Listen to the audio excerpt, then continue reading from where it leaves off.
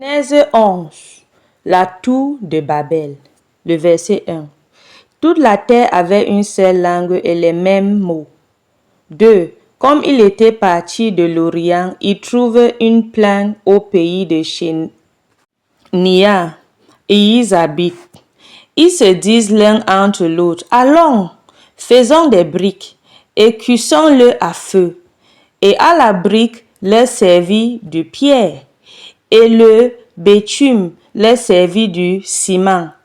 Ils disent encore, allons, baptisons-nous une ville et une tour dont le sommet touche au ciel, et faisons-nous un nom. Ils construisaient la tour. Ce n'était pas pour rendre gloire à Dieu, mais pour faire de eux un nom. Mais si on se rappelle, en tout cas, je veux en parler quand je veux faire le recap du Genèse 11. On continue. Afin que nous ne nous soyons pas dispersés sur la face de toute la terre, l'Éternel descendit pour voir la ville et la tour qui baptisait les fils des hommes. Le verset 6, et l'Éternel dit, voici, ils forment un seul peuple et ont toutes une même langue. Et c'est là ce qui sont une entreprise. Maintenant, rien ne les empêcherait de faire tout ce qu'ils auraient projeté. Le verset 7, allons, descendons, et là confondons leurs langues, afin qu'ils n'entendent pas la langue les uns et des autres, Et l'Éternel les dispersa loin de là sur la face de toute la terre, et il se saisit de bâtir la ville. C'est pourquoi on l'appela du nom Babel. Ça, c'est là que l'Éternel confondit la langue de toute la terre, et c'est de là que l'Éternel le dispersa sur la face de toute la terre. Les ancêtres du peuple d'Israël depuis Abraham jusqu'à Joseph. Postérité de Siem.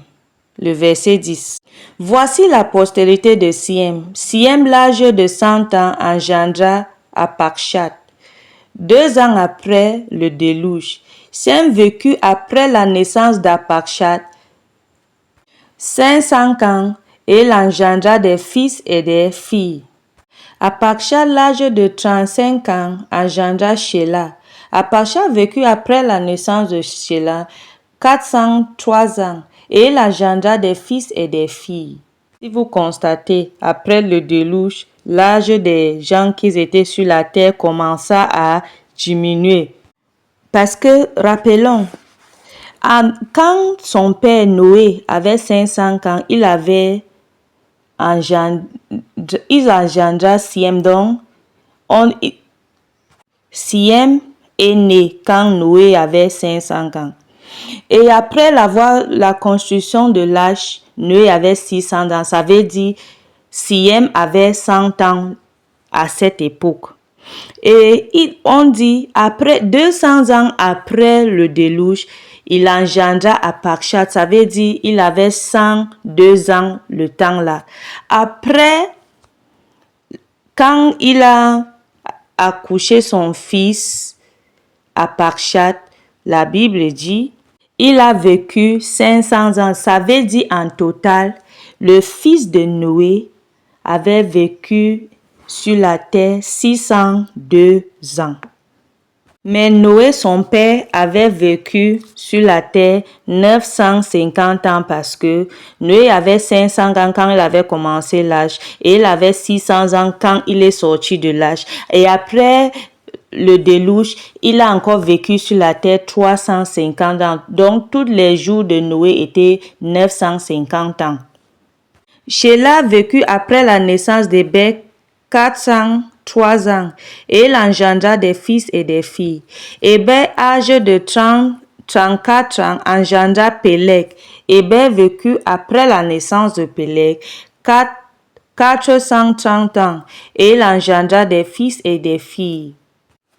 Péleg, âge de 30 ans, engendra Réhou.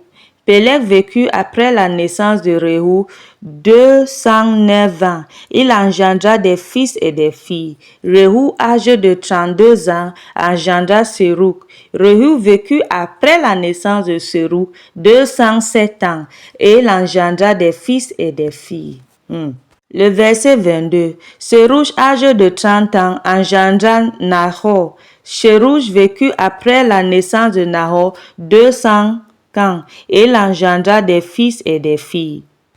Nahor, âgé de 29 ans, engendra Térak. Nahor vécut après la naissance de Térak 119 ans. 119 ans, et il engendra des fils et des filles.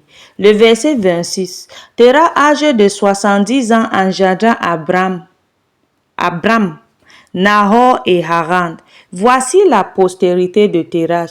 Térak engendra Abram, Nahor et Haran. Haran engendra Lot, et Haran mourut en présence de Térak, son père, au pays de sa naissance à Or, en Chaldée.